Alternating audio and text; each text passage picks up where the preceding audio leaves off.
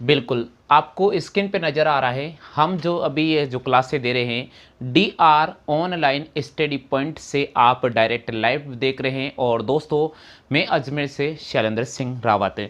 दोस्तों, आज जो हम पाठ पढ़ने वाले हैं, वे पाठ पढ़ने वाले नंबर सिस्टम, और इस नंबर सिस्टम का मैं आपके सामने एक वीडियो अपडेट कर चुका हूँ, और ये आपके सामने वीडियो नंबर दूसरा होगा। तो यानी पार्ट नंबर इसको अपन 2 कहेंगे, और पार्ट नंबर 2 में हम जानेंगे इकाई अंक से संबंधित प्रश्नों को हल करना। तो साथियों, मैं आपको बता देता हूं कि इकाई अंक वाले जो प्रश्न आते हैं वो मुख्य रूप से 2 प्रकार के बनते हैं। उसमें जो पहला टाइप प्रकार का बनता है वे बनता है जोड़,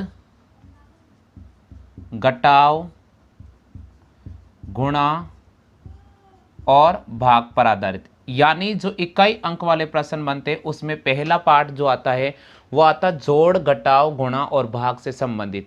जो दूसरा प्रकार का जो प्रश्न बनेगा वो बनेगा अपना घात पर आधारित प्रश्न। घात पर आधारित प्रश्न। तो जो दूसरा प्रकार का बनेगा वो कौन सा बनेगा? घात पर आधारित प्रश्नों को हल करना। तो दोस्तों, इन दोनों प्रश्नों का मैं एक बहुत ही शानदार शॉर्ट तरीका आपको बताऊंगा, और आपको घर पे बैठे हुए ये अध्ययन सामग्री मिल जाएगी। इतना हम आसान तरीके से आपको घर पे बैठे हुए सब कुछ सिखाएंगे।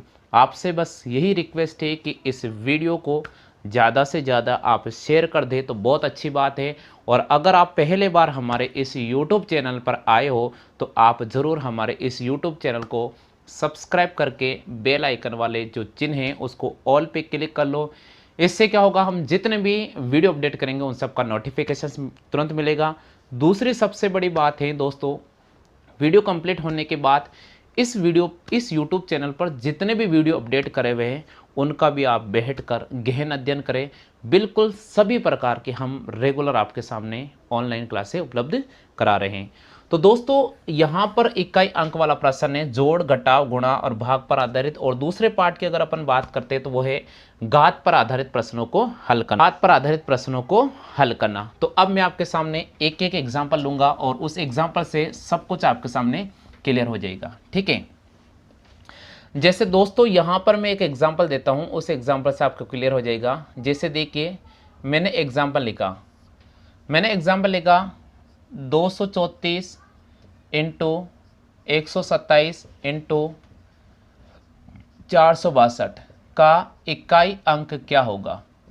मान लीजिए प्रश्न मैंने लिख दिया, इस प्रकार का प्रश्न एग्जाम में वहां आएगा। आपको देखो 100, 1000, 500, 10, 20 ये इतने सारे प्रश्न नहीं करना है। मैं तो ये कहता हूँ आपको, जब भी मैं गणित पढ़ाता हूँ मैं एक ही चीज़ देता हूँ, हर बच्चों को मैं एक ही चीज़ सिखाता हूँ कि आप गणित में कभी भी किसी प्रश्न को रटो मत। आप हर टाइप का एक एक प्रश्न कर लो, कम से कम 1500 से 2000 प्रश्न ऐसे तैयार कर लो कि यार इनमें से कोई प्रश्न आएगा तो मेरा बिल्कुल वहां एग्जाम में गलत नहीं होने वाला है, और वो 1500 से 2000 में सारे के सारे इस यूट्यूब चैनल के माध्यम से आपको हल करा दूंगा। तो बिल्कुल यहां पर जैसे ये प्रश्न पहला ही नजर आ रहा है, आप इसको प्रश्न नंबर 1 दे दीजिए। मैंने एग्जाम्पल नंबर 1 दे दिया। अभी देखना कितना आसान तरीका है। यहां पर लिखा गया 234, 127, 462 का इकाई अंक ज्ञात करो। मान लीजिए एग्जाम में उस प्रकार का प्रश्न आएगा, ज्ञात करो कि हम ऐसे के प्रश्नों को कैसे हल करेंगे। साथियों, आपको करना क्या होगा, सबसे पहले हमें लिखना पड़ेगा 234, उसके बाद लिखना पड़ेगा 127, उसके बाद लिखना पड़ेगा 462। अब हमें क्या करना होगा, हमें अंतिम संख्या, इकाई अंक का मतलब होता है अंतिम संख्या। यहां पर अंतिम संख्या का चयन करना होगा। यहां से अंतिम संख्या 4 आ रही है तो आप इस 4 को बाहर निकाल दो। यहां इंटू का चिन्ह है, गुणा का चिन्ह है तो गुणा का चिन्ह लगा दो। यहां पर अंतिम संख्या 7 आ रही है तो 7 को बाहर निकाल दो, और यहां पर अंतिम संख्या 2 आ रही है तो 2 को बाहर निकाल दो। अब आप साथियों इन सबको गुणा करो। देखिए 7 चौके 28, 28 को अगर आप 2 से गुणा करते हैं तो हमारे पास आता है 56। अब यहां पर अंतिम संख्या कौन सी आ रही है, 6 आ रही है। तो ये जो संख्या दे रखी है ये पूरी की पूरी संख्या 234, 127 और 462 का इकाई अंक क्या होगा। तो हमें आंसर जहां पर 6 होगा उसको राइट करना होगा। बिल्कुल इनका जो इकाई अंक होगा वे 6 होगा। आ गया सभी को समझ में? तो आप मुझे बताइए कितना आसान सा ये प्रश्न है, और ये आसान से हल मैंने हल करा दिया। अब आप जिंदगी में कभी नहीं भूलोगे। अगर एग्जाम में इस प्रकार का प्रश्न आता है 100% मैं लिखित में गारंटी दे सकता हूं कि आप उसको हल करके ही आओगे और सही हल करोगे। अगर आप गलती से गलत कर दो तो वो आपकी इच्छा है, लेकिन अगर आपने एक बार सीख लिया है तो 100% सीख जाना दोस्तों, ठीक है। इसी प्रकार में एक एग्जाम्पल दूंगा, वो आपको स्वयं करना होगा। अगर वो प्रश्न आता है तो आप उसका कमेंट जरूर कर दीजिएगा। मित्रों, पहला प्रश्न आपको समझ में आ गया होगा जो मैंने एग्जाम्पल के तर्ज पे कराया था। अब एक एग्जाम्पल में आपको स्वयं को हल करने के लिए दे रहा हूँ, क्योंकि थोड़ी मेहनत मैं करूंगा और थोड़ी मेहनत आप करेंगे, और जब दोनों मिलकर मेहनत करेंगे तो 100% आपको भी समझ में आ जाएगा और मुझे भी तसल्ली मिल जाएगी कि मैंने आज आपको पढ़ाया, सबको सब कुछ समझ में आ गया। तो एक एग्जाम्पल, ये जो एग्जाम्पल नंबर 2 है ये मैं आपको दे रहा हूँ, आपको स्वयं को हल करना होगा। जो जो साथी हल करेंगे वो कमेंट करके जरूर बता देंगे, ठीक है। जैसे मैंने लिखा 472 इंटू 134 इंटू 556 इंटू 123 का इकाई अंक क्या होगा? का इकाई अंक क्या होगा? बिल्कुल यहां पर इकाई अंक क्या होगा? क्या होगा जी, मैं ऑप्शन दे रहा हूं आपको, इसका आप जरूर कमेंट कर देना, है ना भाई। इसका बिल्कुल आप कमेंट करना। ऑप्शन दे रखा 7, बी ऑप्शन दे रखा 6, सी ऑप्शन दे रखा 0 और डी ऑप्शन लिया गया है इनमें से कोई नहीं। बिल्कुल प्रश्न संख्या 1 में मैंने हल करा दिया है और एक एग्जाम्पल में आपको हल करने के लिए दूंगा, ताकि आप सबको समझ में आ जाएगा कि साथ के साथ देखो एक एक में प्रश्न मैं हल कराऊंगा, और जब आपको एक प्रश्न समझ में आ जाएगा तो दूसरा प्रश्न मैं एग्जाम्पल के तर्ज पर आपको दे रहा हूं। 100% मुझे विश्वास है कि आप जरूर हल करेंगे। साथ ही यहाँ पर प्रश्न दे रखा 472 इंटू 134 इंटू 556 इंटू 123 का इकाई अंक क्या होगा? ऑप्शन दे रखा 7, बी ऑप्शन दे रखा 6, सी ऑप्शन दे रखा 0 और डी ऑप्शन दे रखा इनमें से कोई नहीं। तो सभी साथीगण मैं आपसे रिक्वेस्ट कर रहा हूं कि इस वीडियो का इस जो ये प्रश्न है इसका कमेंट जरूर करें। अगर आपको ये प्रश्न अटक जाता है तो अगला जो वीडियो अपडेट करूंगा वहां मैं इसका सोल्यूशन करा दूंगा। अगर मुझे लगेगा कि आपका ये अटक रहा है तो मैं ज़रूर हल करा दूंगा, ठीक है। तो आप सब लोग इसकी कॉपी कर लीजिएगा ताकि मैं इसे रफ कर दूँ। 472 134 556 इंटू 123 का इकाई अंक क्या होगा? ऑप्शन दे रखा 7, बी ऑप्शन दे रखा 6, सी ऑप्शन दे रखा 0 और डी ऑप्शन दे रखा इनमें से कोई नहीं। पहला एग्जांपल सबको समझ में आ गया है। अब अपन ले रहे प्रश्न संख्या 2, और प्रश्न संख्या 2 से आपको समझ में आ जाएगा घात पर आधारित प्रश्नों को हल करना। घात पर आधारित प्रश्नों का इकाई अंक ज्ञात करना।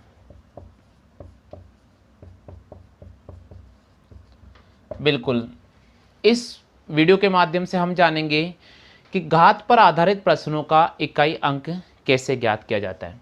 जैसे मान लीजिएगा दोस्तों मैंने लिखा 1177, ठीक है, और इसकी पावर मैंने लिख दी है 66।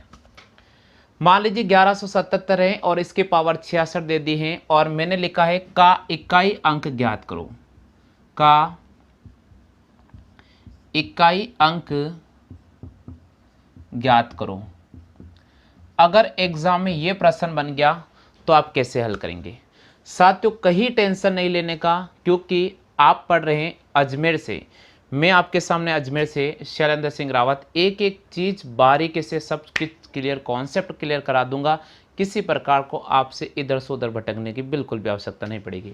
यहाँ पर दे रखा 1177 की पावर 66 का इकाई अंक कैसे ज्ञात करेंगे। अगर दोस्तों साथियों अगर एग्जाम में यह प्रश्न बनता है या इस प्रकार का कोई भी प्रश्न बनेगा, सब कुछ आप 100% क्लियर करोगे। कैसे हल करोगे? यहाँ देखिए बिल्कुल आसान पैटर्न बता रहा हूँ। सबसे पहले यहाँ पर दे रखा 66, या क्या दे रखा अपन को? 66 दे रखा है।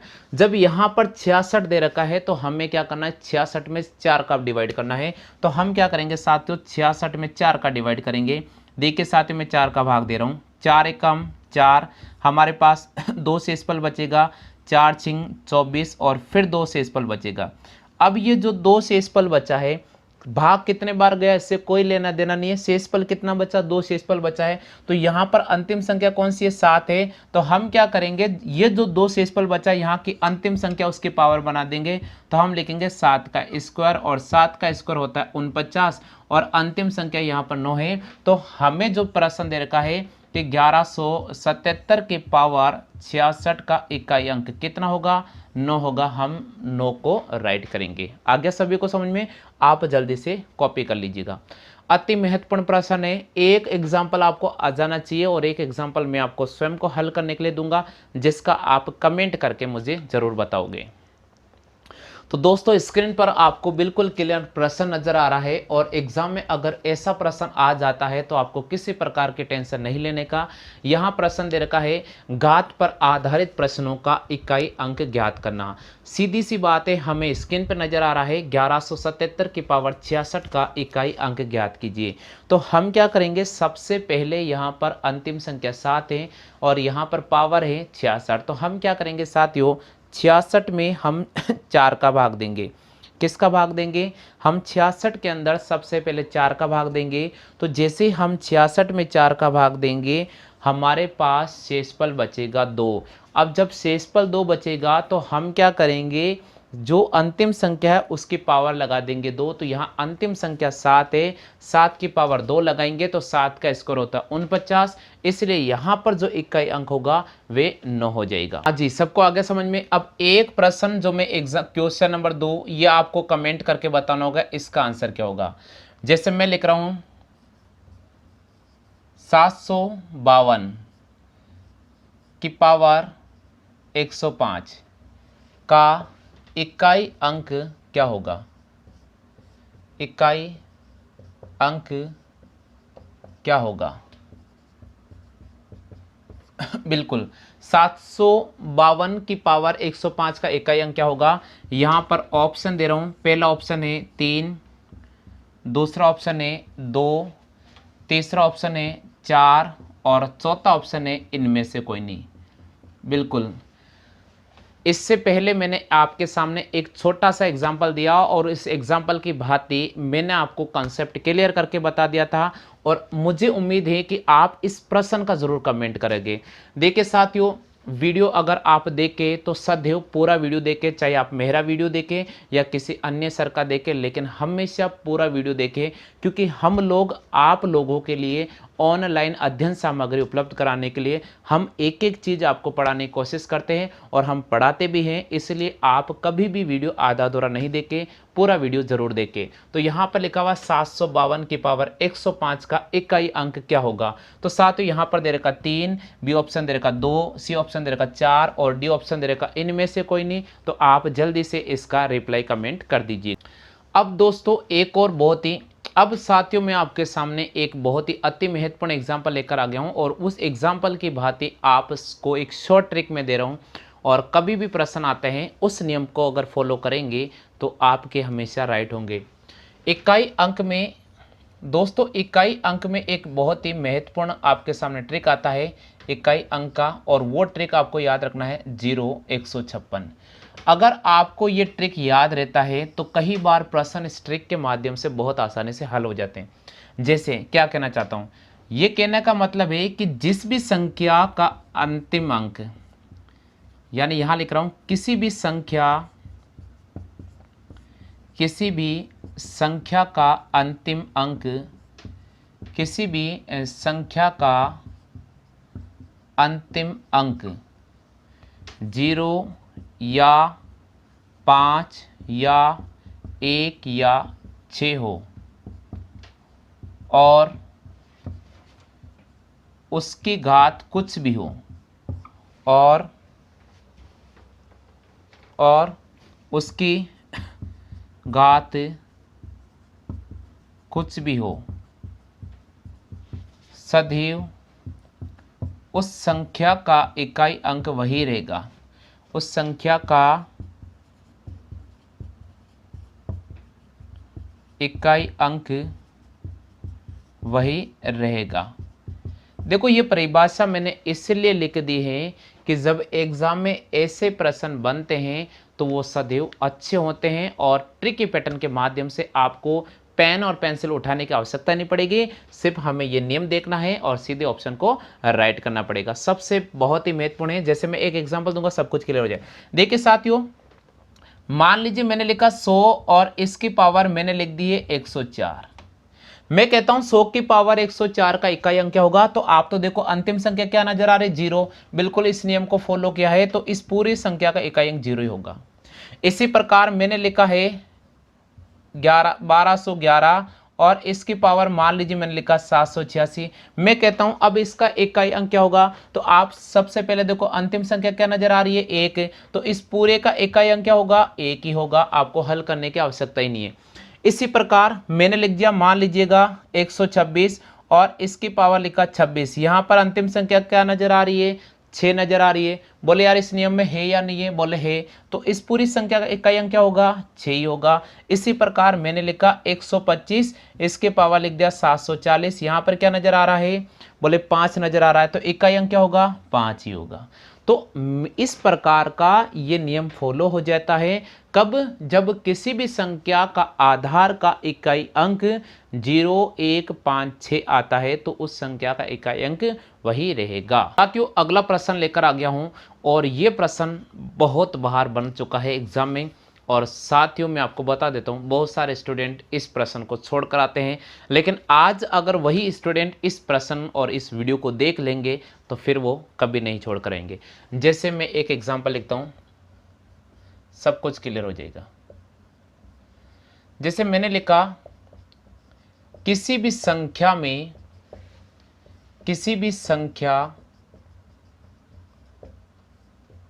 n में, किसी भी संख्या n में 4 का भाग देने पर, 4 का भाग देने पर, किसी भी संख्या n में 4 का भाग देने पर शेषफल 3 प्राप्त होता है, शेषफल 3 प्राप्त होता है। और शेषफल 3 प्राप्त होता है यदि संख्या 2n में 4 का भाग दिया जाए तो शेषफल क्या प्राप्त होगा। तो शेषफल क्या प्राप्त होगा। हाँ भाई, अगर एग्जाम में ये प्रश्न आ जाता है, बच्चे छोड़कर आ जाते हैं, सोचते यार ये तो हमें देखा भी नहीं, रमार साहब ने कराया भी नहीं था। लेकिन अब मत छोड़ना, क्योंकि आप देख रहे हैं अजमेर से शैलेंद्र सिंह रावत सर का लाइव क्लास। बिल्कुल यहाँ पर प्रश्न का दे रखा है, आप प्रश्न की लैंग्वेज को पढ़े, बहुत ही आसान और शॉर्ट पैटर्न से मैं आपको हल करा दूंगा। प्रश्न का लैंग्वेज दे रखा है कि किसी भी संख्या n में 4 का भाग देने पर शेषफल 3 प्राप्त होता है। तो साथियों हमें क्या करना होगा, देखिए सबसे पहले मैंने n वो संख्या लिखी और इसमें अगर 4 का भाग दिया तो शेषफल को हमेशा यहाँ लिखना है। तो शेषफल हमें क्या प्राप्त हो रहा है, 3 प्राप्त हो रहा है, तो ये लिखा मैंने शेषफल। देखो साथियों मैं आपको एक एक चीज कॉन्सेप्ट करके बताता हूं ताकि अगर आप मेरे पूरे वीडियो को देखते हो तो सब कुछ सीख जाओगे। बिल्कुल आपको क्लास का शेड्यूल मिल रहा है एक तरह से। देखिए साथियों, जिस प्रकार मैं कोचिंग में पढ़ा रहा हूं वही मैं यहां पढ़ा रहा हूं। कोचिंग में भी इसी प्रकार से पढ़ाता हूं, इतने ही प्रश्न कराता हूं एक दिन में, और जो ही प्रश्न मैं आपको हल करा रहा हूं, ठीक है। तो यहां प्रश्न दे रखा किसी भी संख्या n में 4 का भाग देने पर शेषफल 3 प्राप्त होता है। तो मैंने n वो संख्या मान ली और 4 का भाग दिया, शेषफल 3। यहां मैंने आपको एक फॉर्मेट बना दिया, 3 शेषफल लिख दो। फिर आगे बोल रहा है यदि संख्या 2n हो। अब देखो साथियों और ये लिखा हुआ है संख्या 2n में 4 का भाग दे। देखो भाई यहां पर n था, यहां पर n है, लेकिन यहां पर 2 आ रहा है, तब ऐसे प्रश्नों को कैसे हल करेंगे। जो भी शेषफल नजर आ रहा है आप उसको भी दुगना कर दीजिएगा। तो शेषफल को दुगना करोगे तो 6 हो जाएगा, और 6 में आप 4 का भाग दे दीजिएगा। तो 6 में 4 का भाग दोगे तो 2 शेषफल बचेगा। तो हमें राइट करना पड़ेगा 2 शेषफल बचेगा। कितना शेषफल बचेगा, 2 शेषफल बचेगा। देखिए किसी भी संख्या n में, किसी भी संख्या n में 4 का भाग देने पर शेषफल 3 प्राप्त होता है। किसी भी संख्या n में 4 का भाग देने पर शेषफल 3 प्राप्त होता है। यदि संख्या को 2 गुना कर दिया जाए, और यदि संख्या को 2 गुना कर दिया जाए और फिर 4 का भाग दिया जाए तो शेषफल कितना बचेगा? हमें प्रथम शेषफल को दुगुना करना होगा और 4 का भाग देना होगा। तो पहला शेषफल 3 है, इसका दुगुना 6, 6 में 4 का भाग दिया, 2 शेषफल बचा। हमें ऑप्शन में राइट करना होगा 2 को। अब एग्जाम्पल लेते हैं। 14 की पावर 15, फिर मैंने लिखा 13 की पावर 18 और मैंने लिखा साथियों 5 की पावर 8 के अभाज्य गुणनखंडों की संख्या कितनी होगी? कि अभाज्य गुणनखंडों की संख्या कितनी होगी? हाँ भाई, अगर एग्जाम में इस प्रकार का प्रश्न आता है तो कैसे हल करेंगे? बहुत आसान पैटर्न में आपको बता रहा हूं। सबसे पहले तो आप इस प्रश्न की कॉपी कर लीजिएगा, क्योंकि एक प्रश्न में आपको दूंगा हल करने के लिए, आप हल करोगे। इसलिए यहां पर प्रश्न का जो लैंग्वेज दे रखा है वो बिल्कुल पढ़ लीजिएगा।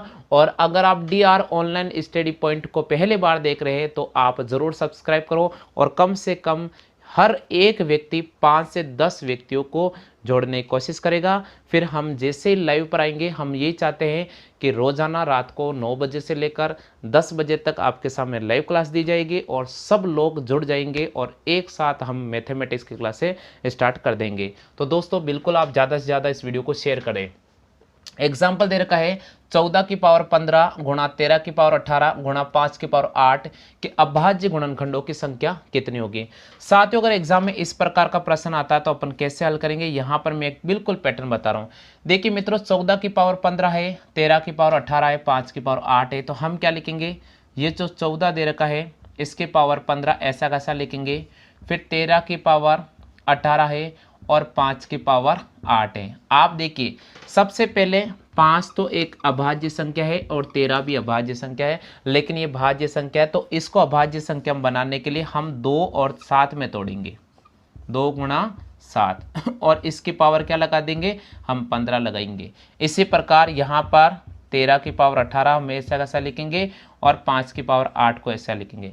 अब देखिए साथियों, ये जो पावर है इस पावर को यहाँ और यहाँ काउंट करना है, तो हम लिखेंगे 2 की पावर 15 गुणा 7 की पावर 15 गुणा 13 की पावर 18 गुणा 5 की पावर 8। और अब ऊपर वाली सभी पावर को एक साथ जोड़ लीजिए, वही अभाज्य जो योगफल आएगा वही अभाज्य संख्याओं की गुणनखंडों की संख्या होगी। तो सबको जोड़ते हैं, सबको जोड़ेंगे, हमारे पास आता है 15 प्लस 15 प्लस 18 प्लस 8। 15 और 15 होता है 30, 30 और 18 मेरे पास होता है 48।